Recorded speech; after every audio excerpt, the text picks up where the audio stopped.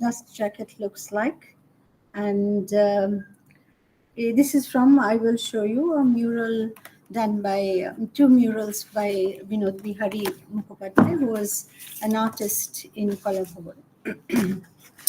So thank you very much for coming on a Saturday morning to a talk on Rabindranath and the idea of Visva Bharati. Just a few things which I want to say before I start the PowerPoint presentation, which I will, which also uses photos from the photo archive. And the most important thing which I want to stress is Tagore's university is, of course, in a sense, a misnomer. Rabindranath never wanted to set up a university. He thought of it as a center for learning and culture. But, when we were doing the book, we realized that, that would be a cumbersome title. So we came up with, the editor, Rukun, and I, we came up with this very simple title, Tagore's University.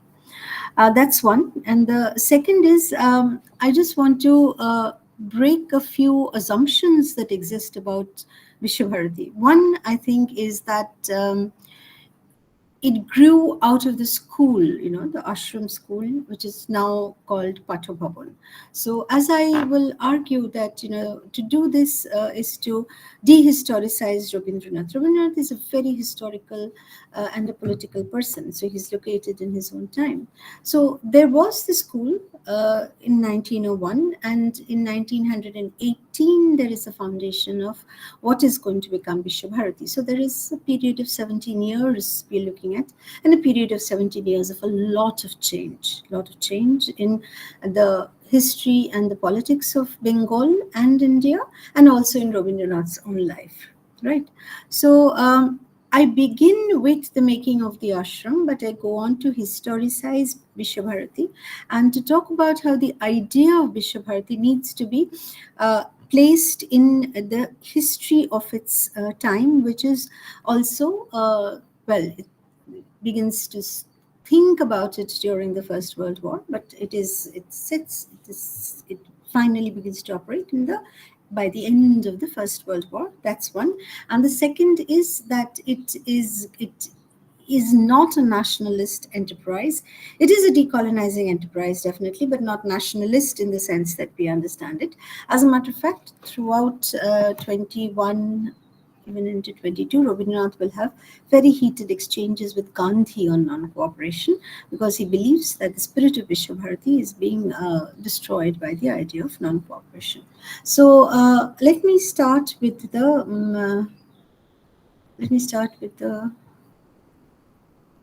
yeah. Just one share. Which one?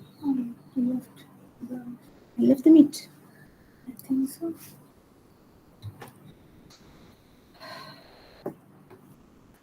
Did you join it from the mail? Yeah. No, I joined it from the Google Calendar. এই জন্যে সঙ্গে থাকতে হয়।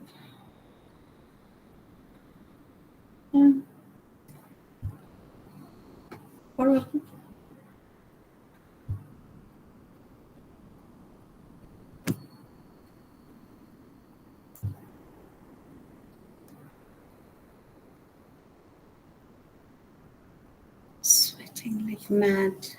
Just put that on 20.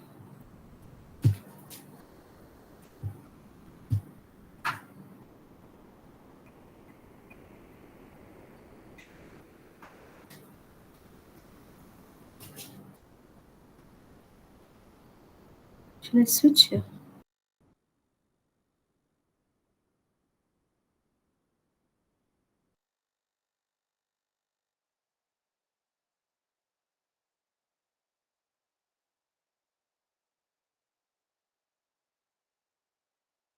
So there was a technical glitch. I got cut off. So I'm coming back with the PowerPoint. Yes.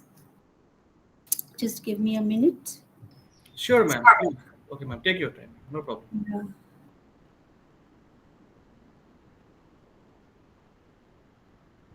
Present now, I think.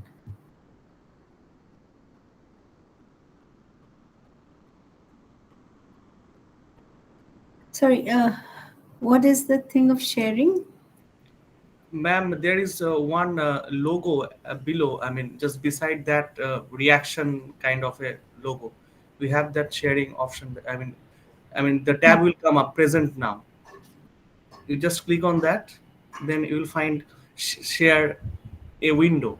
You need to share one window, particular window, and I guess that will. Window. Window.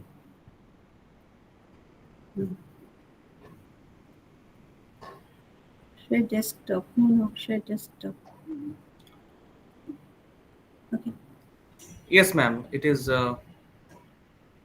Yeah, yeah. No, no, no. I mean, no, no. This is the PPT is not visible, ma'am. 1 second. Okay. Hold on. Yes, ma'am.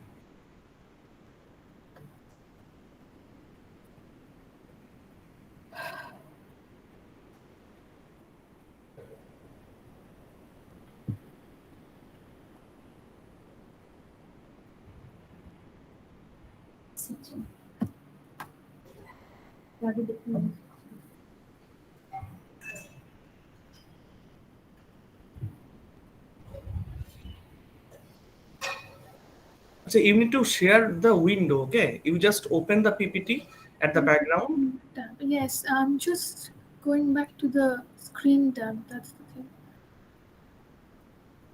You open the PPT and you just click on the share now option, and then you need to share. The desktop. Not the PPT, the screen.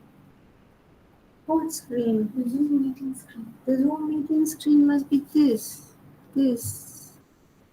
No, this. I'm jamming. I don't think we can work this out. It's enough.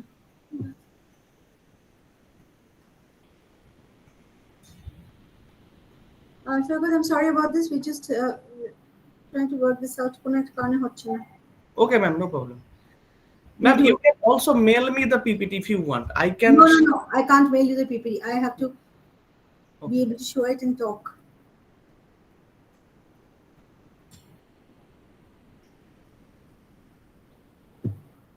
Look, you go to the meet. I mean, Yeah, we have lost the meet. That's the problem. If we find the meet, I can get back to track. Get back on track. okay, then you can rejoin if you want. Yes, just click on that particular thing, Department of English. Yes, just click on the link. This? Smooth, right? Yes. What new on this? I did, but the link is not there. You can check your mail. I have mailed you the link moments ago. Just yes, add that invitation. Yes, just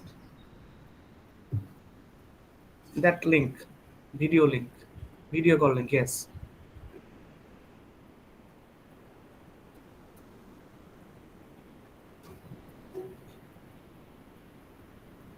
Yes, switch here. Now,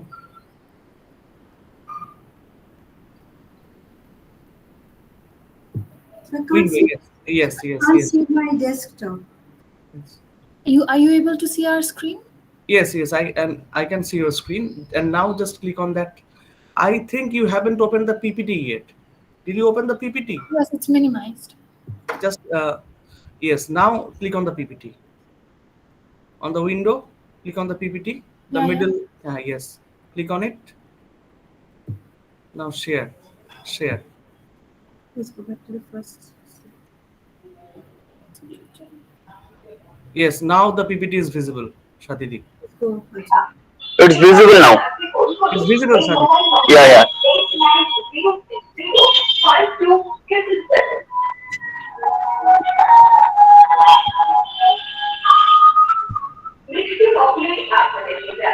Sir, please mute yourself. I think someone is. It's there's background noise here. Okay, okay. Now I think it's gone, ma'am. The PPT is visible, ma'am. Okay, right.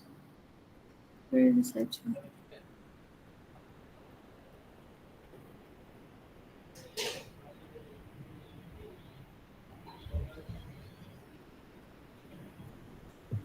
Is it visible now? Yes, yes, it's visible. Okay. Right. Sorry about this. We're beginning the PPT. I'm beginning the PPT. So this is the first slide that I use, and I talk about the Shantiniketan ashram as a prelude to the Visva Bharati, though I'm not, as I said very clearly, not linking it in any sort of very clear way or establishing a relationship between the school and the center, which is going to become Visva Bharati. I clearly maintain a distinction between the enterprise of the ashram school and the idea of Visva Bharati. So this is information that many of you know, that the beginning of the ashram, as it were, what is called the ashram, is rooted in 19th century, when Devendranath, that is Rabindranath's father, was traveling through this place and was impressed by it, and he decided to buy land. Yes. And he called it, which was meant to be a retreat for the followers of the Brahmo faith, he called it the Shantiniketan, or the Abode of Peace. So that's a name given by Tagore, the Devendranath Tagore. These are modern photos of the Shantiniketan body on the left. This one is the Shantiniketan, what is known as the Shantiniketan Griho or body, which is the first house which was built in the ashram. And the next to it is the Mandir, also referred to as the Upasana Griho, sometimes referred to by the locals as Kanch Mandir. So these were the earliest buildings to have come up here. So this is a very quick history of Rabindranath setting up the ashram school. So in 1901, he sets up the ashram school in the premises of the ashram, which was originally meant, as I said, retreat for members of the Brahmo, those who were following the Brahmo faith. So the ideal of the school was the tapovan, where teachers and gurus and shishyas worked in very close sort of proximity with nature. They lived in the forest, and there was a kind of organic link between nature and human beings, and most of it was connected to daily rituals which the disciples went through, which meant also taking care of the Guru Griho, the house of the master, and also learning. Learning definitely in those days would mean Sanskrita learning of a certain kind of text. So Rabindranath is reinventing this. I don't talk much about the text, about the ashram school itself. That's an entirely different project. These were very interesting images which I found of Rabindranath when he is young. We typically tend to look at the much older person who has flowing white beard and looks at you piercingly. These are images of young Rabindranath.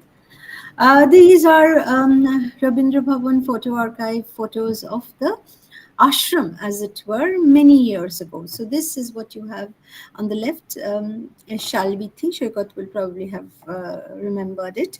And on the right, you have an Ma'am, image.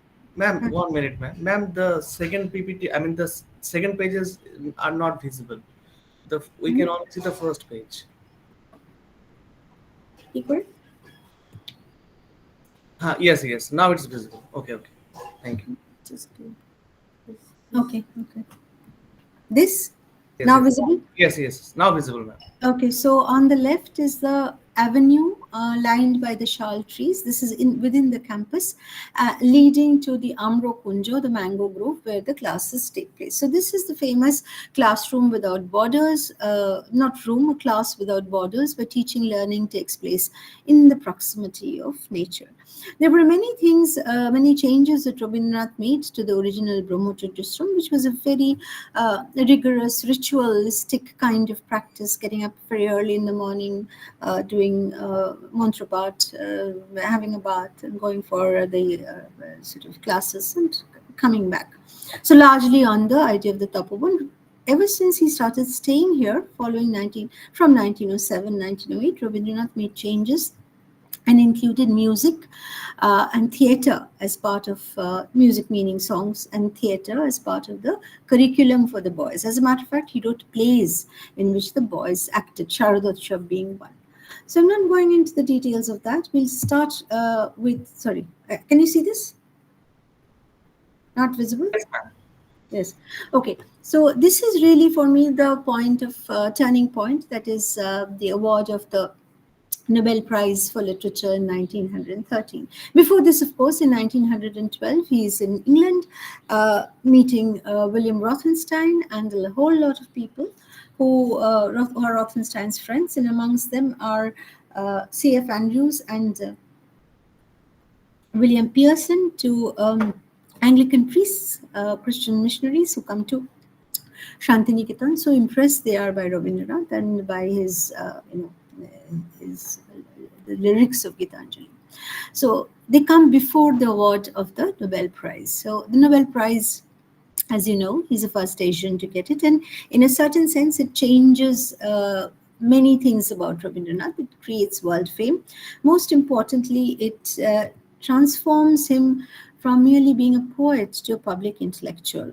Now that's, I think, an interesting point, because I think the idea of Vishwabharati also stems from Rabindranath, who is a public intellectual, as opposed to the earlier Rabindranath, who's thinking in terms of pedagogy, that is teaching.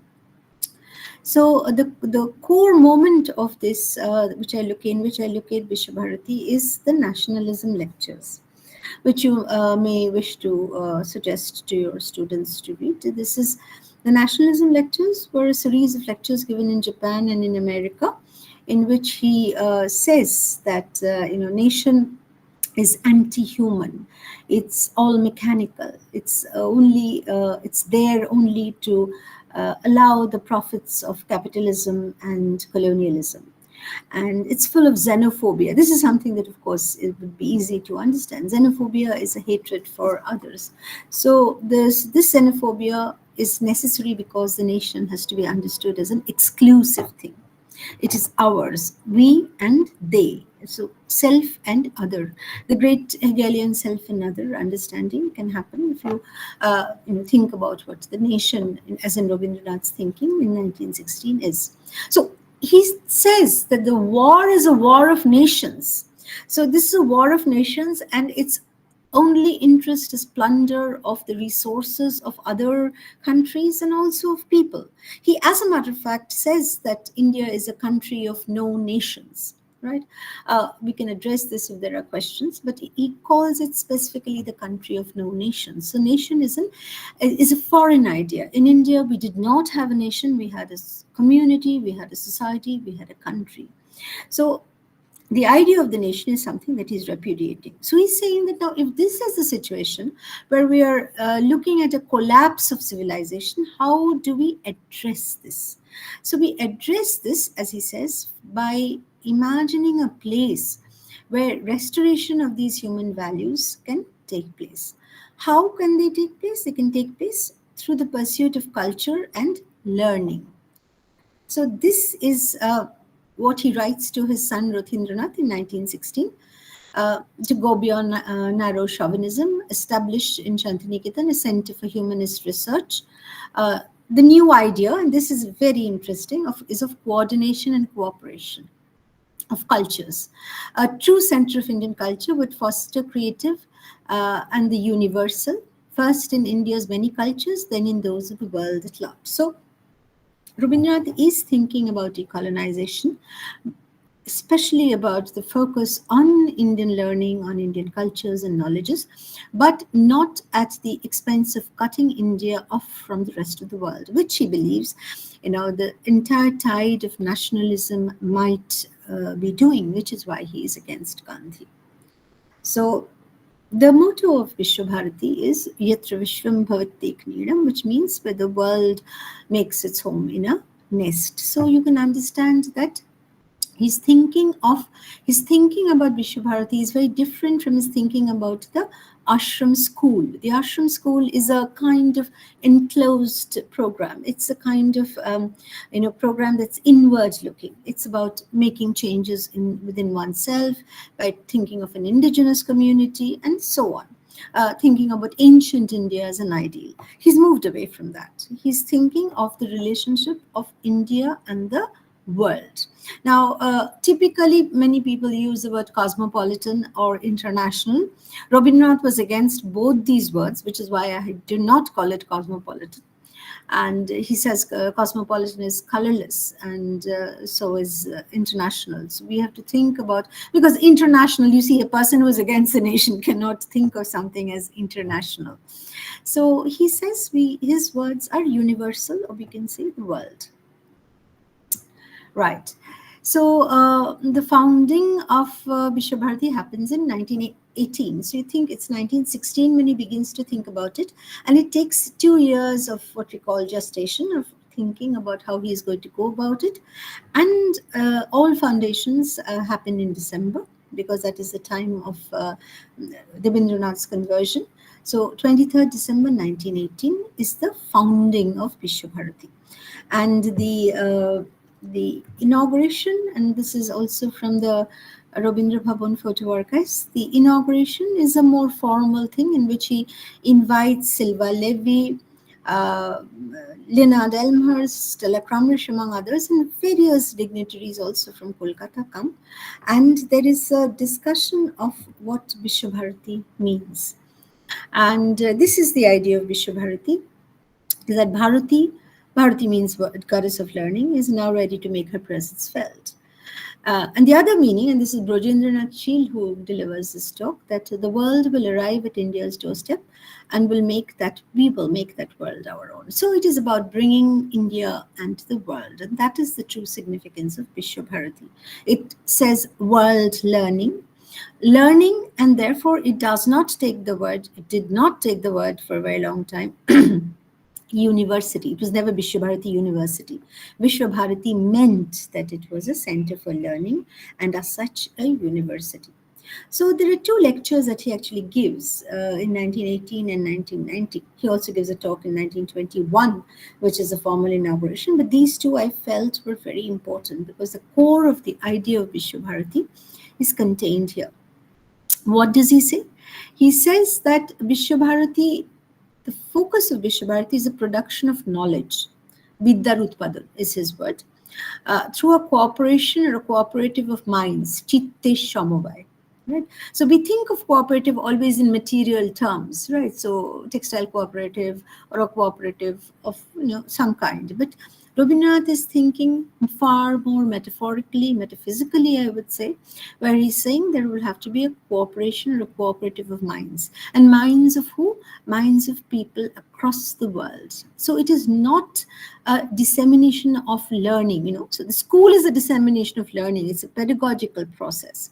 But Vishwabharati is imagined as a research center, Vidyar Utpadan, the production of knowledge. So he says that's one. And the second point that he raises is that we tend to think of, production centers of knowledge, universities typically, is cut off from its immediate surrounding, like elite. So he says, no, it cannot be that place. It will have to be a place where researches in economics, agriculture, and health will affect a change in the lives of ordinary people. So that is what is going to become the Center for Rural Reconstruction. I think this is very, very important, especially for historians who have continued to say that Vishwabharati is an elite institution. It was never imagined as an elite institution. It was always meant to be connected to its immediate surroundings, its immediate location, the villages, and also to the world. So you tend to have this coinages like local. Rabindranath did not need that, but it was local as well as universal. This is the place that he imagined. This is the core of the idea of Vishwabharati. So he says this, that we have to turn our gaze to the West only when our gaze is first directed at us. So there's no rejection of the West at no point, you see. And this, as I keep harping on, is Rabindranath's major grouse against what he understands as non-cooperation. He says that intellectual cooperation is very important. And any attempt at non-cooperation might be cutting India off from the world and also from the West. So, in my understanding, Rabindranath has two understandings of the West. One is the West, which is flexing its muscles in terms of colonialism, in terms of capitalism, and the other West, Europe, which is a repository of knowledges, which has been a repository of many kinds of knowledges, including knowledges about the Orient. You've read Edward Said, you know about Orientalism as a construct, as an ideological problem. But I think the point that Said misses is that long before gave his lectures, Rabindranath had imagined a different, as a kind of alternative to the way in which we deal with these knowledge systems. And what is that? To break the hierarchy of knowledge systems between West and East. So how can that happen? That will happen by bringing scholars from the West to work here, so that they don't have a monopoly on these knowledges. They share knowledges, chitte shamobai, and the resources of both of people of Europe and those of Asia, in this particular case, that of India, is shared. So in the beginning, when the idea of Visva Bharati begins to form, there are three areas of focus.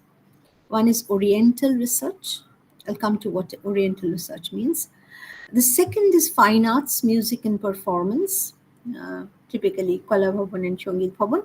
And the third is rural reconstruction, is a complete rethinking of village life, which happens in Sriniketan, which, like Shantiniketan, is a renaming of a place. Sriniketan was originally the Shurul village.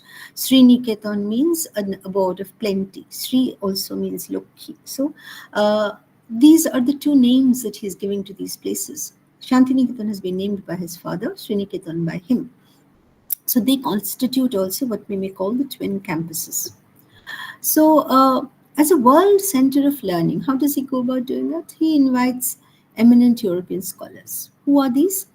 Sylvain Lévy, who is a very important French Indologist and Sinologist. Sinologist is a person who studies China, but typically Buddhist studies. Sylvain Lévy also has very important work on Indian drama. So he's an Indologist and a Sinologist. Maurice Winternitz, very interesting person who is a person behind the collating of the Mahabharata. Right. Winternitz, as I recently found out, had come to the Bhandarkar Research Institute in Pune, and from there he travels to Visva Bharati. There is a person who also comes from the Bhandarkar Oriental Research Institute, and they begin the work of collating, collating, bringing together various versions of the text, reading them, and trying to ascertain what they will keep as an authoritative version. This work continues well into the 50s. To 50 volumes. So Visva Bharati is the first place where the collation of the Mahabharata takes place. Vincent Lesny, Sten Kono, Carlo Formici, Giuseppe Tucci, the last two, Formici and Tucci. Very interesting because they were funded by Mussolini. So Mussolini provided the funding, the money for these two Italian scholars, who are also very good scholars, Indologists and Sinologists, to come and stay in Shantiniketan. And Tucci actually was responsible for taking Rabindranath to Italy, to Rome, and to other places in Italy to meet Mussolini and also to give him an impression of Italy. So Rabindranath was initially sort of completely taken in by that, till he was told about the kind of a fascist rule in Italy that Mussolini did, and he, of course, immediately decried it. He sort of wrote against it. Mark Collins and Francis Benoit were linguists. Very interesting work, which we can look at in the Visva Bharati Quarterly, which starts publishing. I don't have a PowerPoint on that, but Visva Bharati Quarterly, the publication of the university, which begins its publication from 1923 onwards. Stella Kramrisch, also a European, who comes to Kalapavan, and Rabindranath tells her, she's an Orientalist, but Rabindranath tells her, please give lectures on European art. So the beginnings of European art to present, and the present means impressionist, not even impressionist, expressionist. So Binod Bihari recalls listening to Stella Cramrish's lectures. So that's how people across the world were coming here. So between 21 and 28, Vishwa Bharati was this completely a place where uh, scholars, scientists, artists across the world came and worked here. The other very important person is Leonard Elmhurst, who originally studied history at Cambridge, but then agriculture at Cornell in America, and he came and he built Sriniketan. This is an interesting story because Rabindranath had already sent his son and some of his son's friends to America, to the University of Illinois, to study agriculture, and they came back completely trained. They had over here, Shantanu Majumdar had Goshala, a place for the keeping and the caretaking of cows. Rothindranath had been sent to Shilaidaho, where he was setting up a soil sort of testing farm and also experiments in agriculture. But Rabindranath asks all of them, that is Rothindranath, to come back.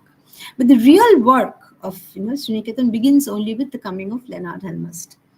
And also, very importantly, he funded, that is, Elmhurst funded this rural reconstruction program for a very long time. This is a money actually not his, but of his of Dorothy Strait, who was a widow and who later married Leonard Elmhurst.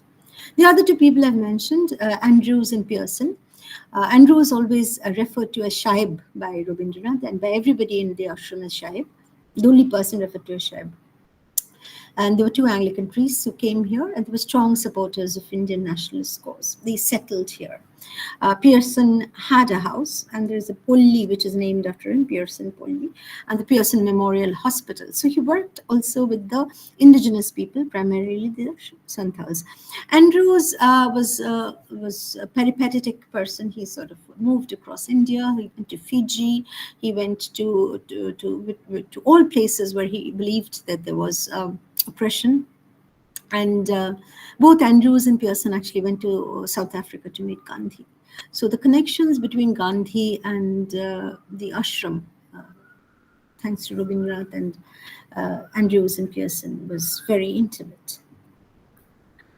So now we're looking at the academic model of Vishwa Bharati. Now this is important because you see it is not conceived of as a standard university. What do we have? We have Acharya. The Acharyas. The Acharya doesn't mean the chancellor in this particular case. So eminent scholars who are going to be engaged in research, and they will give 6 lectures or talks annually. This is like the equal normal superior, right? So they're just going to talk about their research. So they will not teach. The Udhapoks are the teachers who are going to be engaged with students for the imparting of knowledge. And Chatro, of course, the students, and missed out on in this slide, but there is also the Bondhu, the people who can be friends of Vishwa Bharati. How do you become a friend of Vishwa Bharati? Because you can become a friend of Vishwa Bharati because it is conceived of not as a university, as I keep stressing, but as a society. So you can actually pay a membership fee and become a member. Now, what happens if you become a member? You can finally actually go up to the Porishad, which is the highest body, and you can have a say in this. So what we're looking at, very interestingly, is a very early democratic process, right? A process in which people's participation is possible. He calls it a public university, not because it's funded by the government. It cannot be because it's British government. It's public because he believes in the people's participation. People can also give money to this university. So since we are at this point, maybe we should just discuss funding a little. The funding is a very interesting story. There is a story about Rabindranath's Nobel Prize going into the making of drains in Shantiniketan. That's a pure bunkum. It's an anecdote. It doesn't exist.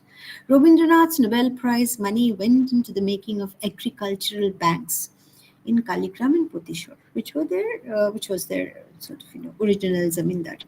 For who? For the peasants. Why for the peasants? Because the peasants found themselves always in a state of debt. They had to take money from money lenders and they could not pay it back.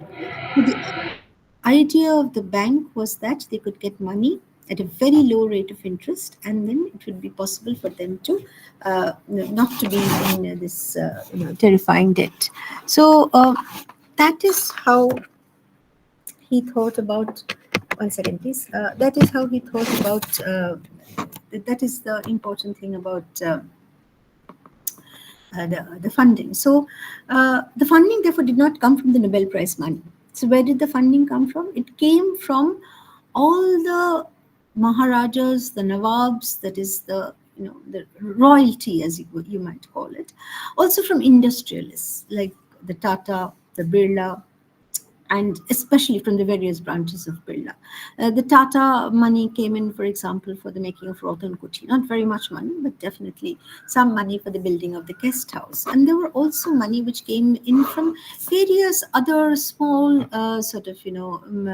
organizations. We'll talk about it when we come to the Hindi Bhavan or the Chin Bhavan. Not Chin Bhavan is not a small story; it's a big story.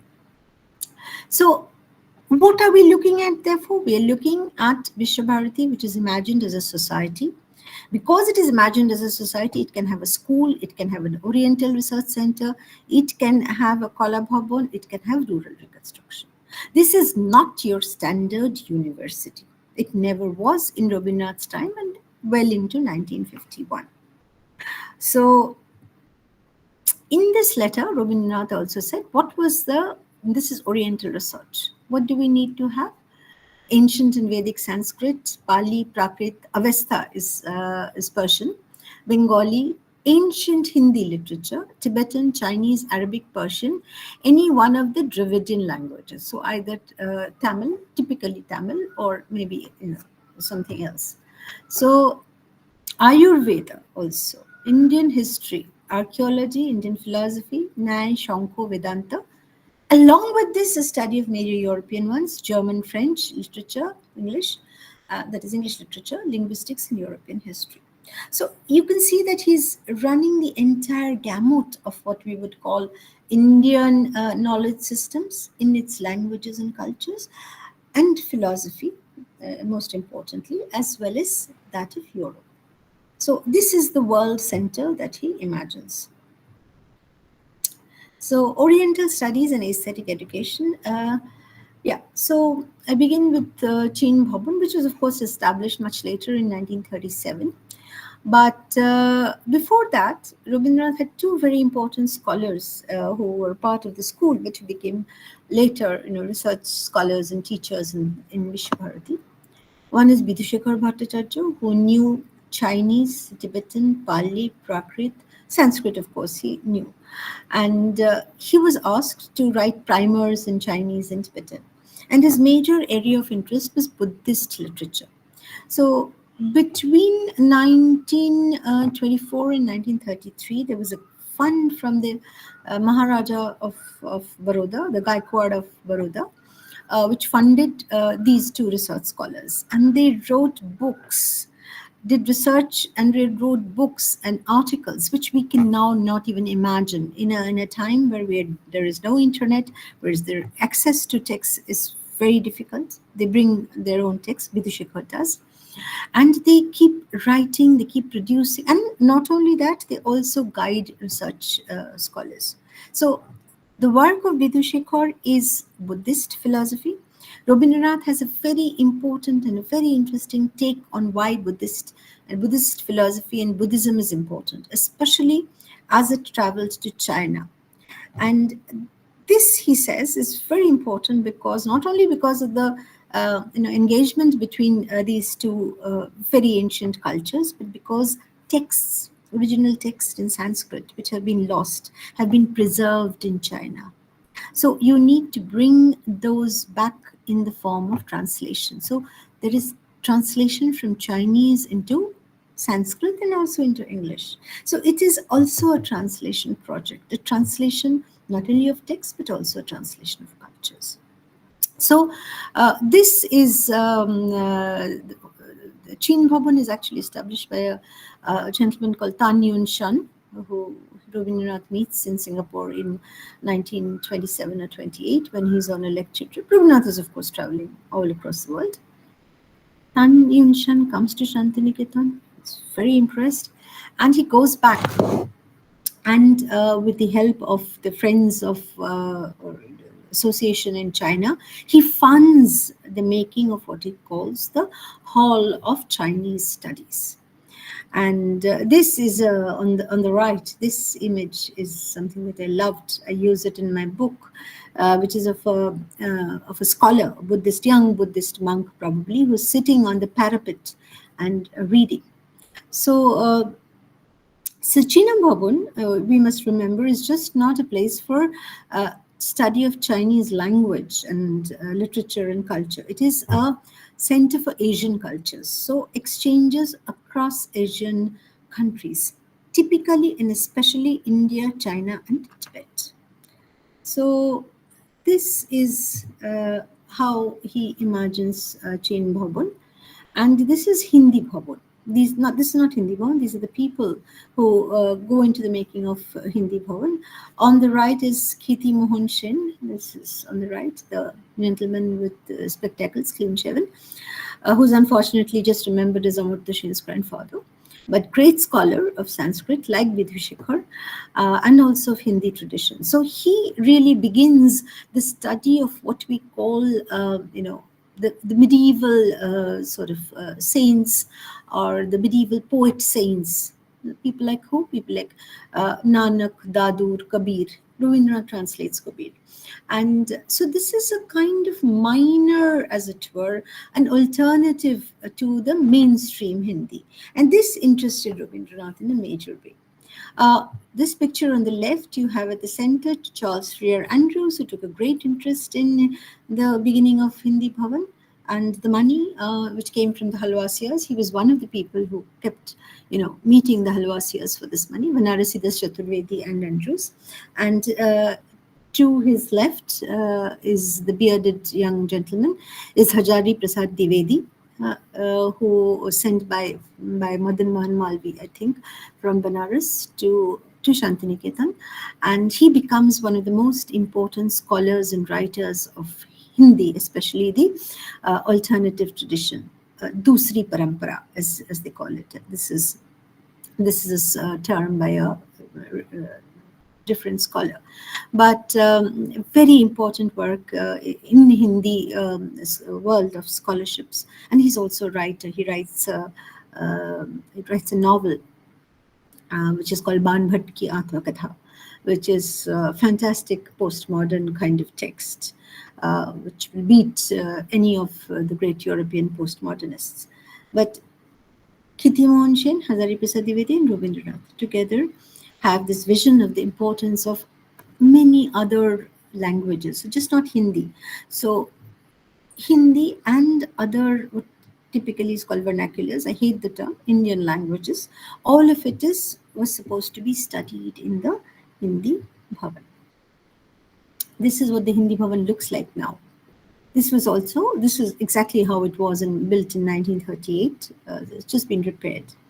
On the right, you have a mural by Vinod Bihari, done in 1946, when he's almost going blind. He's helped by K.G. Subramanian, who was the other very important artist of Kolhapur. It's called The Lives of Medieval Saints. So you see, the initial impetus for Hindi Bhavan and the murals which Vinod Bihari does are very close. So Vinod Bihari is actually talking to Hazari Prasad while he's imagining this. It's actually imagined like a river, right? So the Ganga is flowing, and we're looking at the two sides of the river, and the civilization. But what civilization? Not civilization of kings and monarchs, but of ordinary people, of the saints who we know of. So this is one of the most fantastic murals that is made by the artists of Kolhapur in the 1940s, so after Rabindranath has passed away. So typically you can understand that Rabindranath's thinking does not follow the standard understanding of disciplines, right? So music and fine arts. He says that these can't be treated as extracurricular or things that you do as hobby. This is what people wish to express. National, he uses the word national, it's interesting. Self-expression, by which he means the expression of the people of a particular tradition or a particular country. So, therefore, music and art will have to have their prominent seats of honor. And it will come from different strata of society. So the folk, what we call the folk and what we call the classical. Classical did not exist in the nomenclature. Classical probably did not exist, but of all of these centers. So this is an image from the Kolhapur, from the photo archives of Kolhapur. As you can see, there are musicians and the people who are doing the painting. It's probably a kind of staged photograph to suggest that this was the twin sisters, as it were, the twin cultures, say music and performance, music and arts. So the legendary teachers of Kolhapur. Can you see this screen? Everyone's gone. No, ma'am, we're listening. Yeah, yeah. So can you see the screen now? No Yes, problem. Ma'am, if you could press F5, then we would be able to see your entire screen. F5.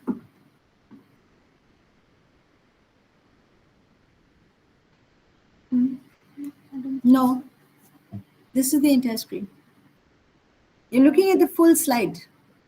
Oh, okay, ma'am. yes, ma'am, it is visible, ma'am. 1 second. You just have it'll just become a close up. Yes, ma'am. The zooming is fine. Yeah. Yeah, so this is what you're looking at. On the left is Nandulal Bush, referred to as Master Moshe, the person who built Kala Bhavan in a sense. So Rabindranath actually allows, he doesn't interfere, he just allows Nandulal to imagine Kala Bhavan as a sort of center. What kind of a center? Oh, sorry. So that's Nandulal on the left, and on the right, the person with the spectacles, with the glasses, is Binod Bihari. He is a person who has had problems with his eyesight from childhood, and yet Rabindranath says that okay, so let him learn. He wants to do art, let him learn. And opposite him is Ram Kinkor Bej, probably the most well-known artist of Shantiniketan, especially because he comes from what we would understand now as a subaltern sort of section of society. Is Bej. Page are people who family name for people who are who sort of the Khurokormos, people who barbers. Uh, the next is the studio practice. See, on the left, you have students, especially women students. You have Binod Bihari sitting here and a girl student showing him her work. See, this is the kind of desks they had, very low desks. They sat on the ground and worked on it. So obviously the kind of work that they're doing is not oil color. This is egg tempera. Egg tempera is a form of painting which uses egg whites, and so that like layers. So you have a very glazed sort of painting. It's watercolor, right? And later, as we know from Nandulal's account, many of the colors he made from natural sort of minerals. On the right is the way in which the studios existed well into the 50s. So between 20s and 50s, there isn't much change in the studios. This is Ram Kinkor doing a bust of Rabindranath, very unusual kind of bust, as you would say, not your standard ones which we find at sort of parks and other places. This is a robust Rabindranath. Look at his hand, and a person who's also a thinker. On this right is the Santhal family. Ram Kinkor worked especially, everyone was encouraged to work on the immediate sort of scenery, immediate landscape, immediate sort of habitation that they saw. And Ram Kinkor's works are most important outdoor sculptures that we have in Kola Bhavan. There's a shed over it which didn't exist. So the man, the woman, the child, and the dog So made of rough cast cement. This is the kind of work that Ramkinkar did. There are many. Those who want to visit Shantiniketan can see the mill call. The call of the factory is one. Sujata, who sort of gave the first offering of Paish to Buddha, is the other. So most of the outdoor sculptures are by Ramkinkar. Um, kind of work that primarily women, though not exclusively, which women did. That is the alpona. The alpona is, of course, the ephemeral art which is done on the ground, usually traditionally with white rice paste, but then later on with color. This is Chatintala, which is being decorated by this girl student. Um, Nandulal himself gave Alpona, so it was just not exclusively women, but largely women students who gave the Alpona on ritualistic occasions. And on the right, you have the making of the batik. So Alpona and batik, two traditional art forms. This is a very interesting photo. I particularly like it because this is the student artists who are painting on one of the walls of the boys' hostel of Kola Bhavan. So the mural is, painting done on the wall or the ceiling. It's not called the fresco, and it's usually, not oil paint. This is also once again extempore done on the sort of on the cast while it's still wet, and then it solidifies into the architecture. This is one of the most colorful murals which is still preserved in its form by Nandulal, which is on the library of, originally the library and now the office of Pacha Bhavan. One is the birth of Chaitanya and the other is the image of the ashram. Once again, we're in the murals of Chin Bhavan. You remember the Chin Bhavan, which was built in 1937. The murals of Chin Bhavan were built in 1942, were made in 1942. These two are also by Vinod Bihari. This is the ashram life, and this is the study of Buddhist studies, right? So he's thinking of the work in Chin Bhavan. He's also thinking of the contemporary, as he understands contemporary life in the campus. Music and performance, Shongit Bhavan. Rabindranath took a special interest in Shongit Bhavan. Personally, he got funds for them and he was always present in the rehearsals. This one is, I don't know if you can guess, is Tashid Dish. These are, this is probably performance probably took outside. This is probably Shantidev Ghosh. And look at the fantastic masks and look at their costume. All of this has been made by the artists of Kola Bhavan. Let me see if I can zoom in a little more. See? Yes, ma'am. Zooming Yeah. is. Yes. So, এই যে দেখতে পাচ্ছ, they're tash. These are their signs of the fact that they're tash, right? So they're wearing it on as a kind of like a shield or something, like a neck piece. The faces in this particular case, there's a woman who wears one on her face. It doesn't cover her face, but it's like a headgear. And on the right, you have women dancing. And Rabindranath is sitting in this corner. This is also a very interesting historical sort of phenomena because in Bengal at least, Bhadragharer Mera stage nache na. This was one of the biggest allegations against Rabindranath. Bhadragharer Mera nache na, who dances? Courtesans dance. They're women of usually understood as, women of a loose moral character within quotes.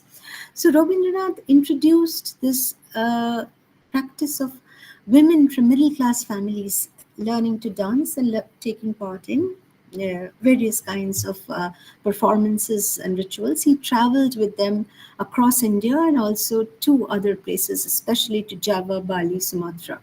So for the first time, women were experiencing a different, entirely different understanding of their public space, of the fact that they could occupy a public space in a certain kind of way.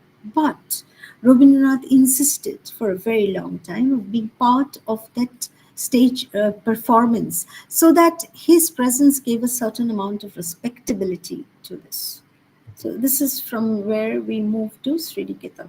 So Shantiniketan, which is Oriental research, and Kala Bhavan and Shangit Bhavan, and then Sriniketan. This is, I think, one of the most important things that Rabindranath ever did. And this is what he says in the early lectures. Our material poverty can be removed by the coordination of our material resources. And the basis of this, our own institution should be laid upon this economic cooperation. So he's thinking of developing in Sriniketan a completely sustainable economic structure. And that can only happen if agriculture is being rethought of, if health in the villages is rethought. And all of this will have to come together to, surround Shantiniketan. So I don't think anything like this ever existed anywhere in the university thinking. There were agricultural universities by the British. But the fact that this and the research in Oriental studies or in art should be linked together, this is not something that anybody has thought of. This is the Shurul Kuthi Badi, which he buys in 1912 when he is in London from Lord Chutta Prasad Sinha. So this is the place from which this work begins. These are two instances of art and craft in Shilposhadan. Shilposhadan, initially Shilpo Bhavan, largely the contribution of Rothindranath and his wife Pratima Devi, of whom I haven't spoken at all. But Pratima Devi was, apart from being the great host of everyone who came to Shantiniketan, we have Madame Levy talking about Pratima as this wonderful person, young woman who takes care of all the needs of the people. She was herself trained as an artist and in Paris. And André Carpelle was her friend. And between the two of them, they set up the Bichitra Bhavan. Rabindranath was always fond of the term Bichitra. Bichitra means, amongst other things, of many forms. So the Shilposhadan is something that Rothindranath and Pratima Devi built. It's to revive the ancient, not ancient, but the traditional forms of craft. What kind of craft? Textile work, as you can see, is happening here, but also batik, which you have seen, woodwork in a major way, pottery. All of this reaches a kind of perfection in Sriniketan, which even I have seen. So when I came here 30 years back, I saw these in Posh Mela with such beautiful glaze, such amazing simplicity and finesse, which the artists did. Who were these artists? These are artists. We tend to talk of them as craftspersons, but this distinction did not exist in Sriniketan. So people from the villages who were taught, who were given a training, and who worked here. So you see, this is also a way of sustaining the economy. One was, of course, agriculture in a major way. So to bring in those days, they did not know any better. So hybrid varieties, taking care of the cow feed, having cooperatives which would address, health cooperatives which would address the most important condition of disease in the whole of Bengal, that is malaria. Elmhurst, as a matter of fact, talks about the monkeys and malaria as being the two major sort of things that he faces in the work of Sriniketan. The craft, so agriculture, health cooperative, and the craft that you see here. And this is they held community meetings all the time. So he says, and this is very early, he says that about Sriniketan. He says that such an institution, thinking of Visva Bharati, would group around it all neighboring villages and vitally unite with them, with itself in all economic endeavors. So what will it take care of, apart from agriculture, health? housing, accommodation, sanitation, moral and intellectual life. So Sriniketan had probably one of the most interesting experiments in adult and education, what we now call adult and continuing education. So the fact that this is how Rabindranath thought about it. He said, if people cannot come to the universities and colleges because of reasons of economy or reasons of whatever, getting into workforce very early, then the universities and colleges would need to go to them. How? By providing mobile libraries which would carry the books and to provide textbooks, right, the Vishwa Porichaya, the textbooks which they would be able to read, which is not simply fight but written in a mode which would be accessible to people, and they could take examinations if they felt they wanted to. They could take examinations, so they would not feel left out. They would not feel that they were cut off from the so-called educated middle class. So he's thinking also of adult, but not informal education, but also formal education in a certain way. So all of this rethinking is happening between 1921 and, let us say, 1938. So I think, in my understanding, the history of Vishwa Bharati is the history of the making of a society, of a community, of thinking about a kind of, providing a model for building the country. He does know that the country is going to become independent. Look very carefully, I'm not using the word nation. So the country is going to be independent. It is going to be free from the clutches of colonial administration. But what is going to happen then? So very elite Indians are going to take over, as we see now. What is going to happen to the villages? Unless and until you work from the ground level, and this is where Gandhi is in complete sort of sync with Rabindranath. They're in complete agreement. Unless you can change village life, then the large majority of the lives of people in the country will never change. That is what we need to transform. So Vishwa Bharati is a story of a transformation. It's a story of a transformative potential. And this is the second last slide. In 1941, he writes, as you know, Shobhata Shankot, which is translated as The Crisis in Civilization. And he says the mission of civilization was to bring unity amongst people and establish peace and harmony. So Vishwa Bharati was founded with such a civilizing mission. Civilizing mission is probably a wrong word, just with this mission and to foster unity amongst humanity. Right? And the last slide, he says, we're building up our institution upon the ideal of the spiritual unity of races. So he's thinking of speed, he's thinking of peace, he's thinking about unity amongst races. So inter-caste, inter-religion, inter-race, interfaith. So all of this he's thinking of in this experiment of Vishwa Bharati. And as he says, this is those of you who believe in the divine humanity. Rabindranath, of course, was a deeply spiritual person. He would use the word divine, and who wished to make atonement for the cruel disloyalty displayed against her by men. Meaning, of course, the great sort of terrifying nature of colonial control and other forms of violence which have happened to people, not just in India, but everywhere. So Vishwa Bharati was not just meant for India, definitely not meant for Bengalis. It was meant for all people and really across the world.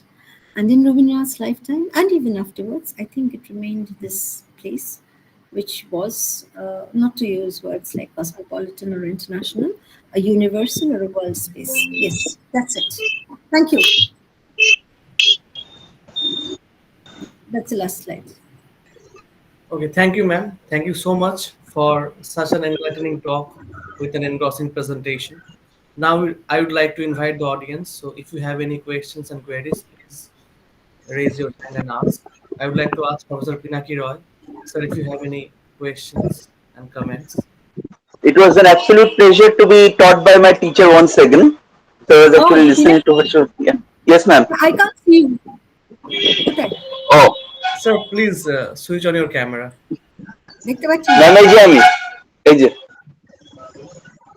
দাঁড়াও দাঁড়াও, এটা কি একটা হয়ে গেছে এইটুকু।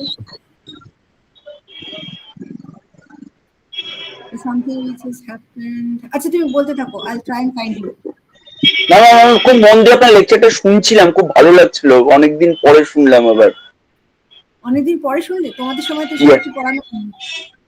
Madam আপনার আপনার কাজ মানে ক্লাসটা আবার অনেকদিন পরে অ্যাটেন্ড করলাম তো সেই জন্যই। আচ্ছা, ঠিক আছে, thank you Pinaki. Yes ma'am. কেন হচ্ছে না?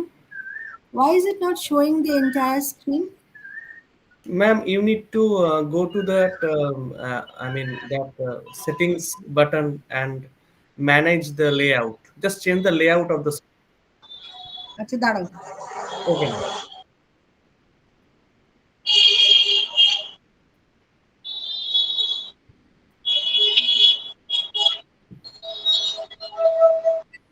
আচ্ছা শুনে নি, if there are other issues. So I'm inviting others if you have. Yes, any yes, questions. absolutely.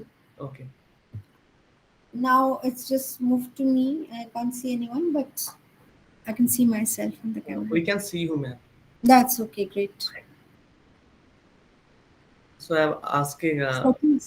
Bhaktinath, please, if you have any Thank you, question. ma'am, for this lecture. I just want to know one thing that it is like in the beginning you said that Tagore said that India is a nation of no nation. So It's not a nation of no nations now. It's a country of no nations. yes, country of no nation. So that thing, please can you explain that thing for me, ma'am? How this country of no nation, I mean nation and the idea of country, I mean what is the difference between these two? Yeah, if you read Rabindranath's essay Nation Ki, which is his 1901 essay Nation Ki, it's a Bangla essay in which he is actually responding to Ernest Renan, who was the most important thinker of those times. uh, he says that I'm keeping the word nation in Bangla. Why? Because nation is a foreign idea. Nation, he believes, is an idea which is developed in Europe in the late 18th, early 19th century. India has never had a notion of nation. India has uh, his history, Bharatbarsher Itihash, if you read that essay, Bharatbarsher Itihash, he says that people have always come into India, they've settled in, they've gone away, some of them have continued to stay, and it has never closed, as it were, its borders to people. So, the history of India shows that it is a country which is not built on the notion of nation. Nation has the idea of being exclusive, that you will not allow other people to sort of be part of it in terms of race, in terms of maybe of religion. Try and not to have these people in this land which you call um, which you call your nation. So Rabindranath believed, and this is interesting because in the height of nationalism, he's talking about this when nationalism has taken root in India in a major way. So Gandhi has just come back, but the Indian Congress has been formed, and all attempts at decolonization is understood as nationalist. Now Rabindranath does believe in decolonization, but he does not believe in nationalism, because he sees, if you've read the nationalism lectures, this should be very clear. He sees nationalism as a mechanical force. He says that it is anti-human, it is mechanical. One sec, just leave. It's anti-human, it's mechanical, it does not address the question of human beings. Human beings are turned into thought of as machines. They're like compressed bales. He uses this term of humanity. So the nation is not interested in the human beings of what it claims to be the nation of.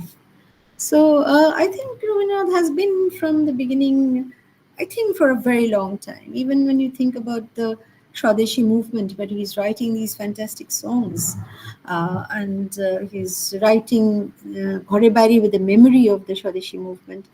He's not talking about the nation at all. He's talking about the community.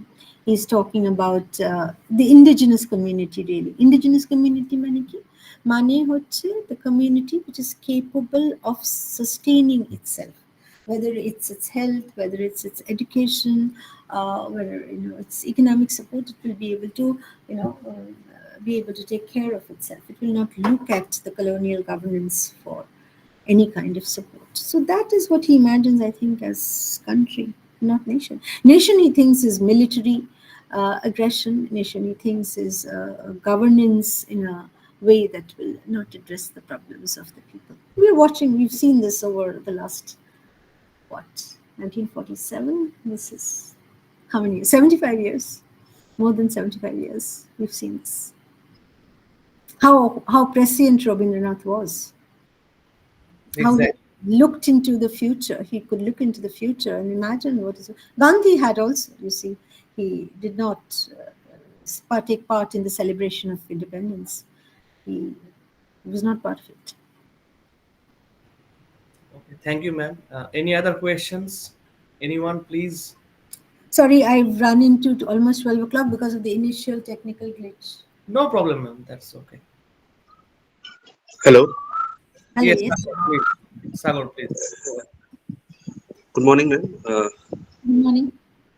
Ma'am, I'd like to know a very simple question that why Tagore instituted Asian and European culture studies at Visva University. Oh, I thought that was what I was speaking about all through. He instituted Asian, especially Asian studies, because he felt that India had long been cut off from this system of knowledges across the world. And we would have to focus on ourselves in the sense of Indian languages, Indian cultures, Indian knowledge systems, and India as part of Asia. So he believed that there were links, there were connections between India as a country and other Asian countries. So unless there was research on the knowledges of these countries, which had so far always been the preserve of Western scholars, unless we were able to do that ourselves, we would not be able to stand on equal footing with the West, which is why we need it. You see, so that is also a very important way of decolonizing the mind, thinking that we need to do our the research into our own knowledges, but not as cut off, but in link with the knowledge systems that exist. So where does it exist? It exists in the West. So we bring in scholars from the West also to do Oriental studies here. And we have our own scholars, Bidushekhar, Kiti Mohan, and a whole host of other people who are doing Chinese studies, Sanskrit studies, Pali, Prakrit. So to develop a knowledge base in India, does this answer your question?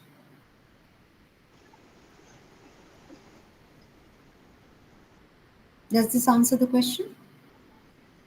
Thank you, ma'am. Thank you. Thank you very much. You're welcome. Thank you, ma'am. Okay, anyone else? Okay, Rizwan, go on.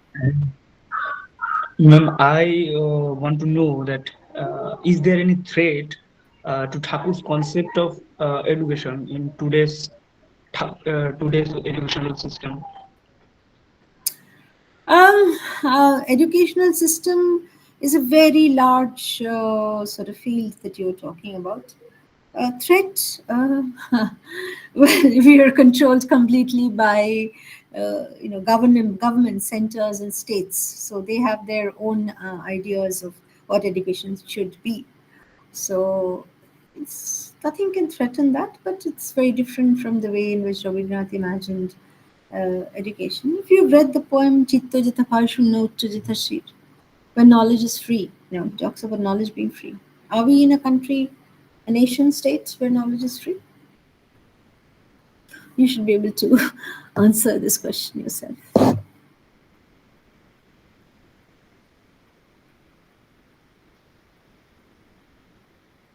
Yeah, I don't have anything else to say. Thank you, ma'am. Okay, anyone else? If you have any questions or queries, please come up. and asks, ma'am. Shatidi, this is Riton. Hope you can recognize. হ্যাঁ রিতম বলো, আমি দেখতে পাচ্ছি না কাউকে, গলা শুনে বুঝতে পারছি।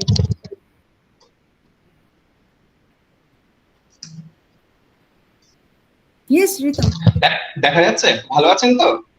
হ্যাঁ ওই চলছে। আচ্ছা।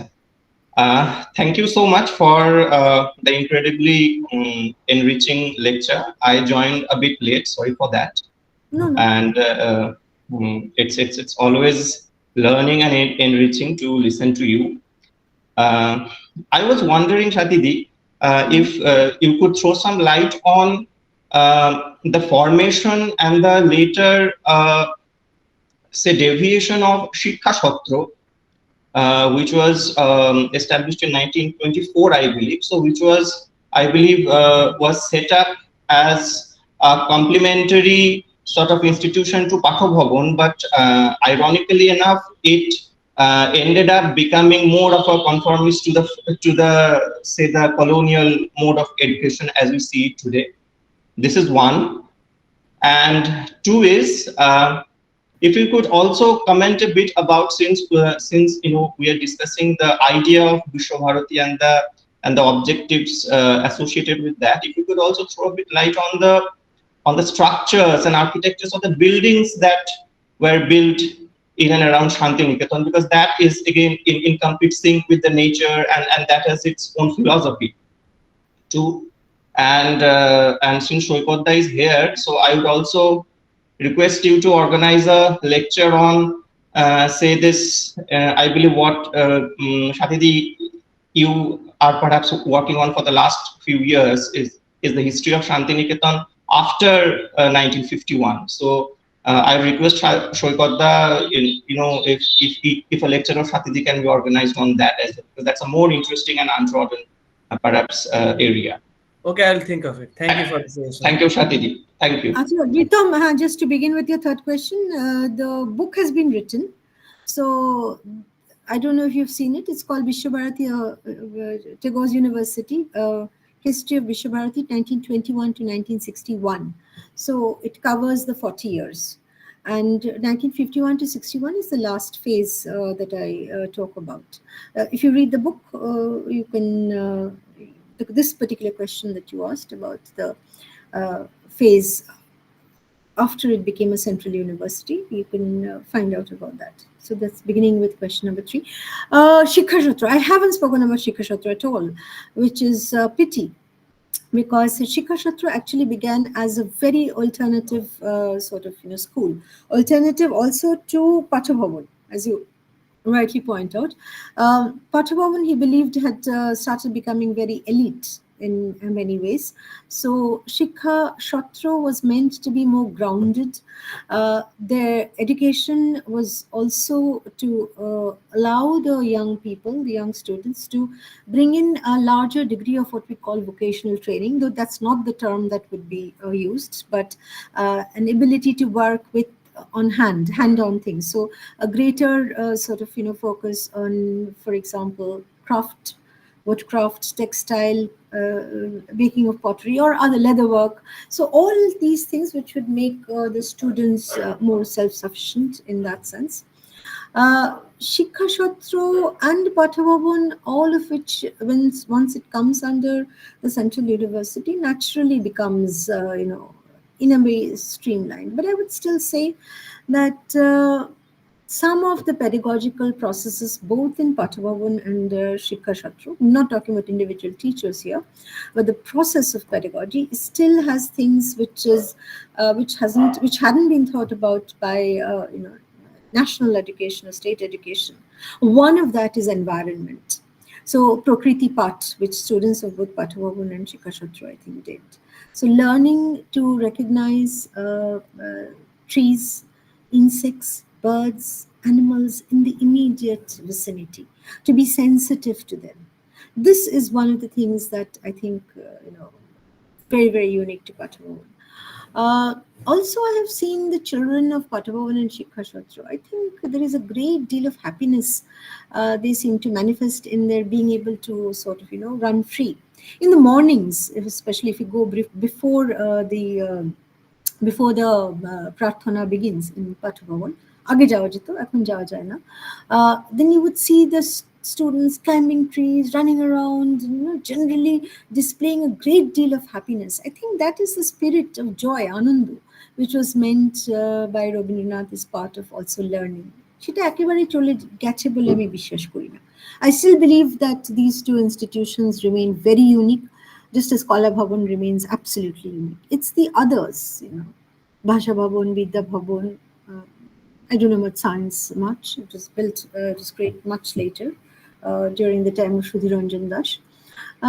But so more in tune with what university should be. But the rest of them are, I think, I'm sure, they have their curriculum, they have their syllabus, they have their examinations and all of that. But I don't think they're like, very regimented places. Even now, they're not very regimented places. That's the feeling that I have of Patapabun and Shikha Sutra. I've never taught there, but this is the feeling that I have.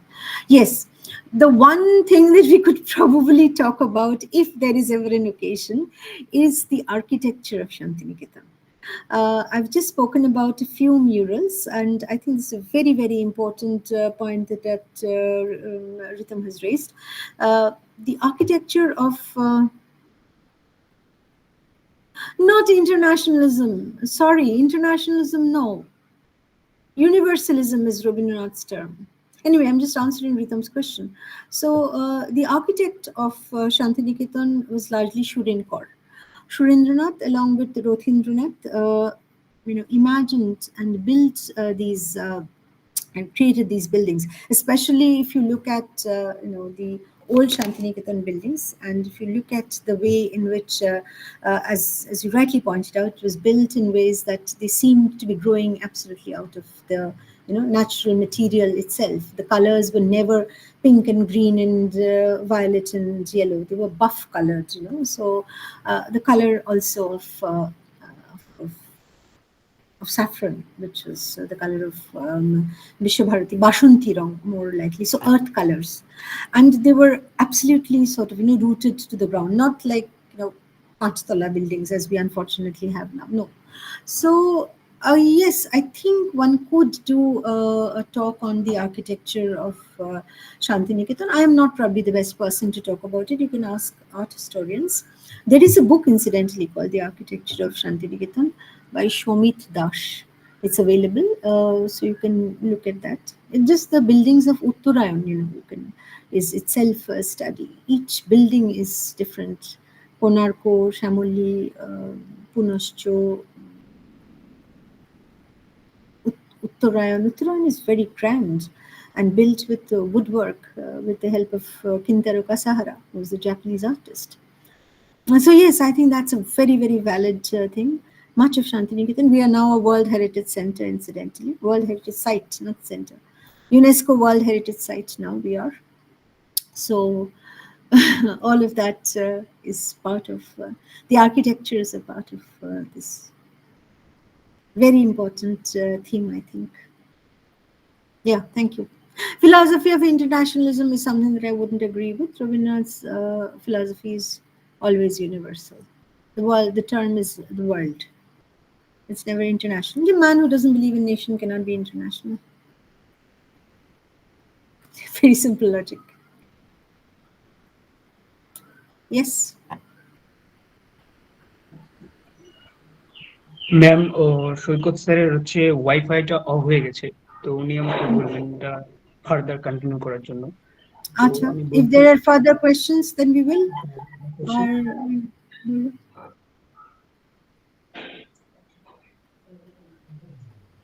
Okay, ma'am.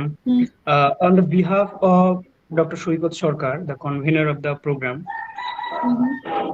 I would like to formally conclude the extending the vote of thanks. Being the convener of the program, it is a matter of utter privilege and honor for me to deliver the vote of thanks. First of all, I would like to extend my heartfelt gratitude and regard to the Honorable Vice Chancellor, Professor Nikhil Chandra Roy of Coachbihar Panchaman Burma University, for allowing us to organize a special lecture program in virtual mode. I am very much indebted to Dr. Abdul Qadir Safeli, the Registrar of the University, for his continuous support. I am immensely grateful to Professor Swati Ganguly, ma'am, the resource person of today's special lecture program, for a very insightful talk. I am also thankful to Dr. Shaunak Samazdar, head of the Department of English Department, for his cooperation and guidance and his precious presence. I convey my gratefulness to my colleague Professor Joyita Sengupta and Dr. Shaktipada Kumar for their support. I am thankful to Dr. Abhijit Datto, the system administrator of Coachbihar Panchanabharam University, for leading the helpful hand. Finally, I would appreciate the presence of the research scholars and students of the Department of English of Coachbihar Panchanabharam University. On the behalf of Shoykot Sir, I would like to thank you. Have a good day, everyone. Thank you, ma'am. Thank you.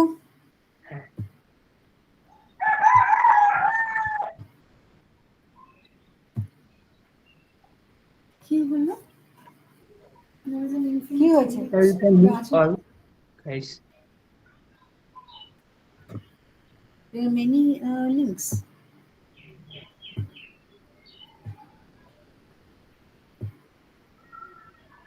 There is what? কি করে শোনা যাচ্ছে?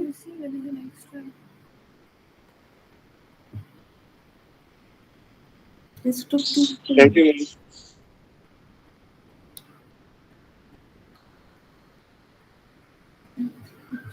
shut it off.